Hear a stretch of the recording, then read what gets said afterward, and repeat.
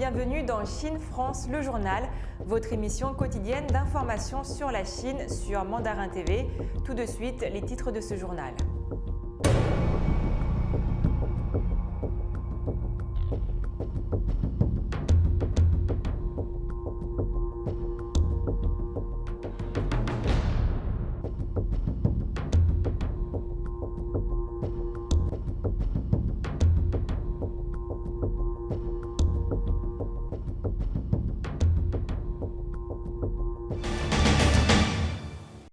C'est Emmanuel Macron qui a été réélu président de la République par les Français pour les 5 prochaines années. Avec 58,2% des suffrages, il l'a largement remporté contre sa rivale d'extrême droite, Marine Le Pen. Ici, au Champ de Mars, les partisans du président sortant Emmanuel Macron ont pris avec joie, mais aussi avec soulagement, l'annonce de sa victoire. 50+. Les Français ont voté dimanche 24 avril 2022 et ils ont décidé de reconduire Emmanuel Macron à la présidence de la République avec 58,8% des voix face à Marine Le Pen, qui totalise 41,2% des suffrages. Emmanuel Macron n'est certes pas le premier président sortant à être réélu pour un second mandat sous la Ve République. En revanche, il est le seul à réussir cette performance sans avoir été confronté à une période de cohabitation. Emmanuel Macron a tenu un discours au pied de la Tour Eiffel face à plusieurs milliers de militants. Il a affirmé dimanche qu'il n'était plus le candidat d'un camp, mais le président de tous. Je sais que pour nombre de nos compatriotes qui ont choisi aujourd'hui l'extrême droite, la colère et les désaccords qui les ont conduits à voter pour ce projet doivent aussi trouver une réponse. Ce sera ma responsabilité et celle de ceux qui m'entourent, a-t-il déclaré. Emmanuel Macron a aussi remercié les électeurs ayant voté pour lui, non pas pour soutenir ses idées, mais pour faire barrage à celles de l'extrême droite.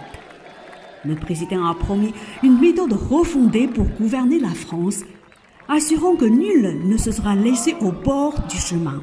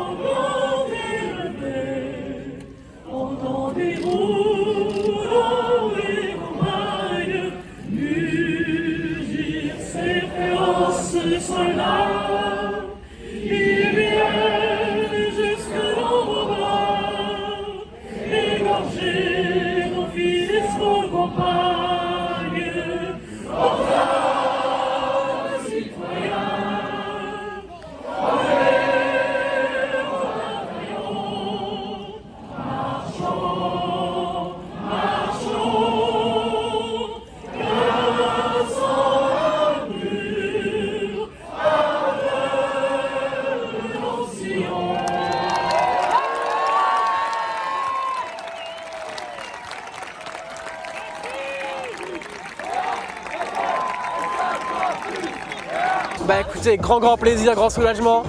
Vraiment, on avait peur que ce soit très serré, même que l'extrême arrive au pouvoir. Vraiment, ce soir, on a vu qu'il y avait un programme cohérent, que les Français s'étaient mobilisés derrière Emmanuel Macron. C'est vraiment super rassurant, donc très soulagé, très soulagé. Ah, c'est une grande victoire, on est vraiment très contents, une grande victoire et puis beaucoup d'espoir pour notre beau pays, pour la France, pour l'Europe, d'avoir effectivement le président Macron pour un second mandat. Donc c'est vrai que c'est quelqu'un qui est extrêmement courageux, audacieux, qui sait prendre des mesures qui sont pas forcément toujours populaires, mais c'est quelqu'un qui est ferme. Et c'est vrai que maintenant, voilà, on est sous contrôle et on va pouvoir continuer justement les réformes qu'il n'a pas pu faire et aller jusqu'au bout pour des raisons comme avec les gilets jaunes ou pour l'histoire du Covid justement. Donc c'est quelqu'un qui va aller jusqu'au bout. Donc on est très heureux ce soir, c'est une belle victoire. Alors, soulagé, oui. À l'avance qu'il avait gagné, non, parce que jusqu'à la fin, c'était pas joué. On voyait les pourcentages, en tout cas au niveau de la participation, que c'était compliqué.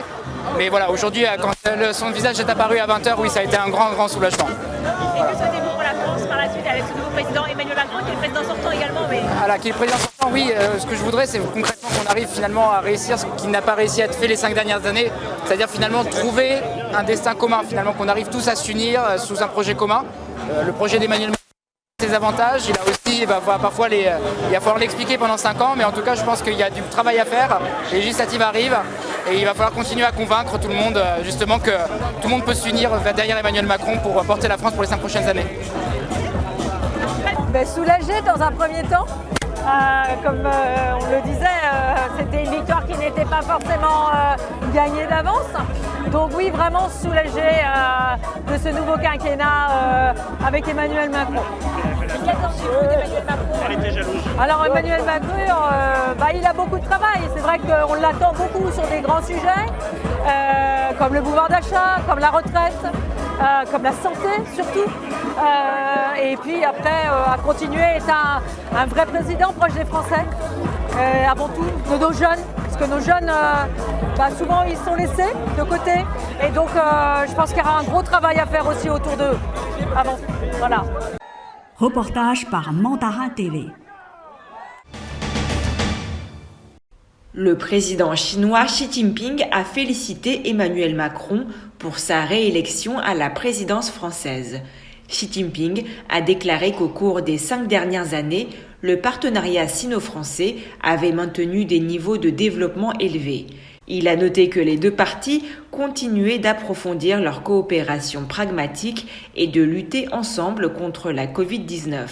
Il a également souligné que les deux dirigeants soutiendraient le multilatéralisme, amélioreraient la gouvernance mondiale et donneraient un élan au développement des relations Chine-Union européenne. Une équipe de Haut Commissariat aux droits de l'homme de l'ONU s'est rendue en Chine dimanche 24 avril pour préparer la visite de Michelle Bachelet. L'équipe préparatoire de 5 personnes, après une période de quarantaine pour cause de pandémie de Covid-19, doit visiter la région autonome ouïghour du Xinjiang, a précisé la porte-parole Ravina Samdasani. Début mars, la haute-commissaire Michelle Bachelet avait annoncé qu'elle avait trouvé un accord avec le gouvernement chinois pour une visite devant en particulier la mener dans le Xinjiang. Outre la visite, Michelle Bachelet doit aussi publier un rapport sur le Xinjiang.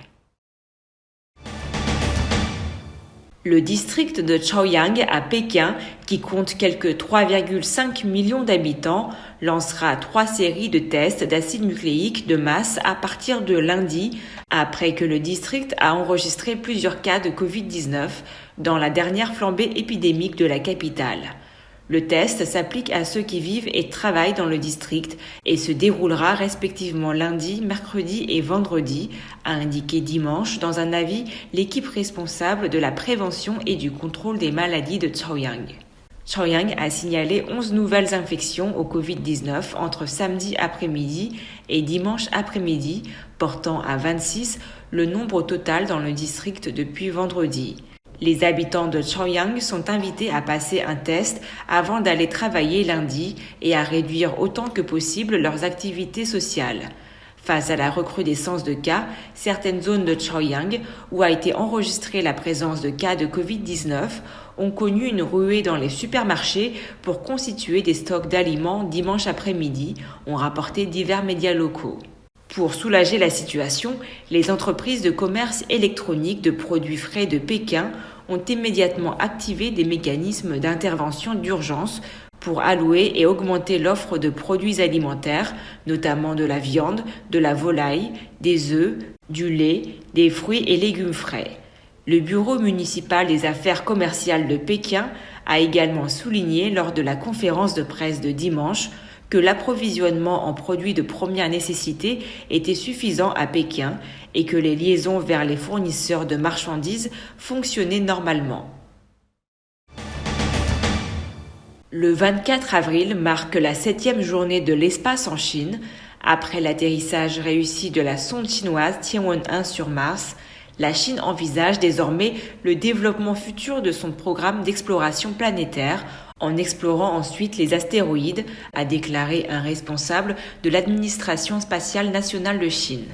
Selon Wu Yanhua, vice-administrateur de l'administration spatiale nationale de Chine, la Chine achèvera son programme d'exploration planétaire d'ici 10 à 15 ans. Au cours des prochaines années, elle lancera des sondes d'astéroïdes pour échantillonner les astéroïdes et sonder les comètes de la ceinture principale. Elle achèvera également des recherches technologiques clés sur le prélèvement d'échantillons sur Mars et leur retour, l'exploration du système de Jupiter. Parallèlement, il a ajouté que la Chine étudiera aussi des plans d'exploration des frontières du système solaire. Cela élargira encore la famille des fusées porteuses et accélérera la recherche et le développement des fusées porteuses lourdes qui devraient être lancées ces prochaines années. Les fusées porteuses lourdes sont capables d'envoyer une charge utile de 50 à 100 tonnes en orbite proche de la Terre. Elles serviront à l'exploration de l'espace lointain et à la mission habitée lunaire de la Chine.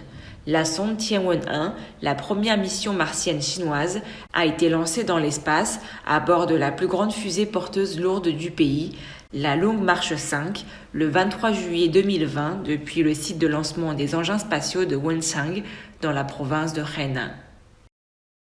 C'est la fin de votre journal. Merci à tous de l'avoir suivi.